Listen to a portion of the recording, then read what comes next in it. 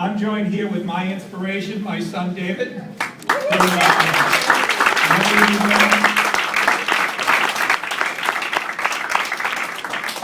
This is a day that I think all of us in this room worked very hard for, and a day that I think many of us never thought we would see.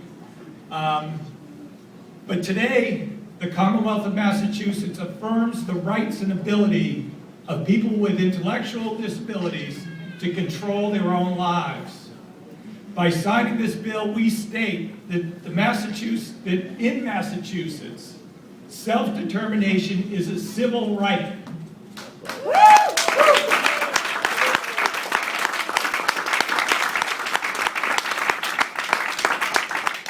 It is a civil right that must be granted to every member in the Commonwealth. This is a critical piece of civil rights legislation that we're signing that is so important for our community and our Commonwealth. The Real Lives Bill represents a tipping point in reversing the paternalistic sentiment that our government and our society holds towards people with intellectual disabilities. This law gives people with intellectual and developmental disabilities and their families the right to control their own lives, enabling them to choose where they live, who they live with, what they do for work, and what they do in their leisure time. This enables them to have the real life that they've dreamed of for themselves. Today, Massachusetts is a better place for everyone. This bill has been a long time coming for many of you in this room. And this bill really had its genesis from the disability community itself.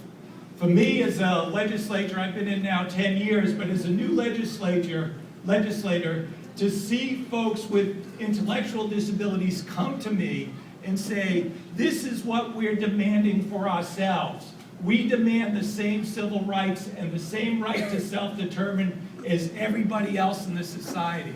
This bill came from that community and from leaders in that community. I need to point out a couple leaders in that community. One is Anne Fracht, who's here. If you could please stand and be recognized.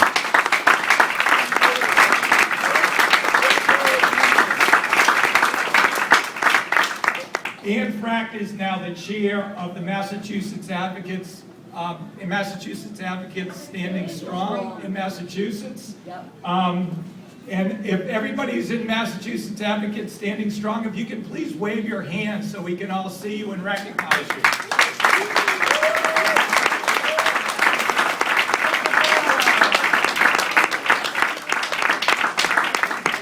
And my colleagues in the legislature standing behind me, that you've seen these guys because they've been advocating for this bill for years, once a month, coming to your offices for the last few years.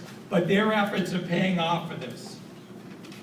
I also want to now acknowledge another leader in the community who has passed away, who is Craig Smith, who is one of the early leaders in this field of folks with intellectual disabilities.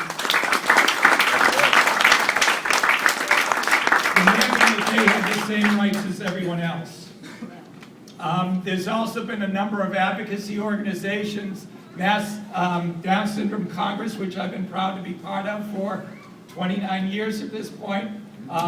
Maureen Gallagher is here, if you could also wave your hand.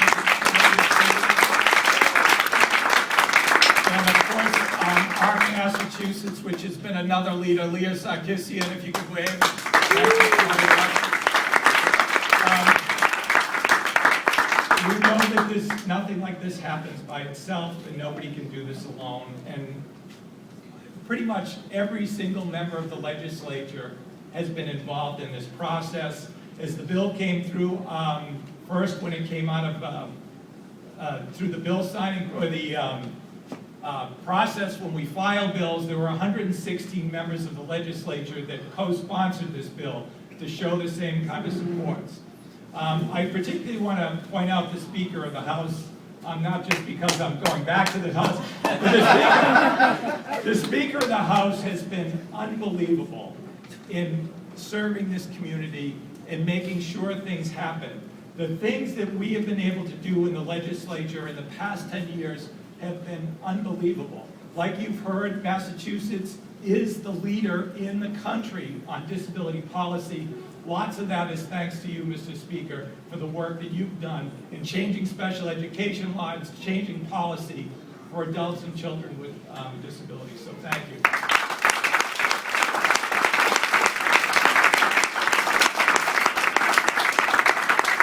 And Madam President, this wouldn't have happened without you. I know the community all wants to hug you. We all want to hug you now. But thank you so much.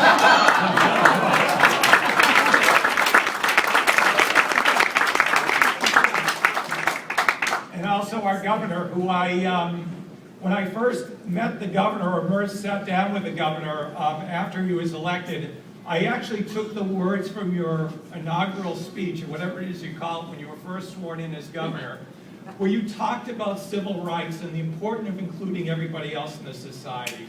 And that's what I went to you first with, and we had the conversation about this bill, saying that the disability community needs to be empowered with the same rights as everybody else. So thank you for your leadership on this bill.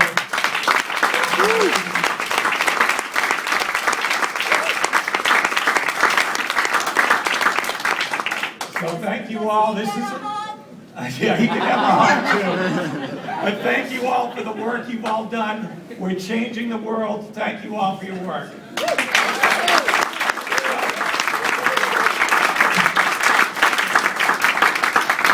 And I was lucky enough to go before John Anton, who was and is a leader on Mass Advocates Standing Strong.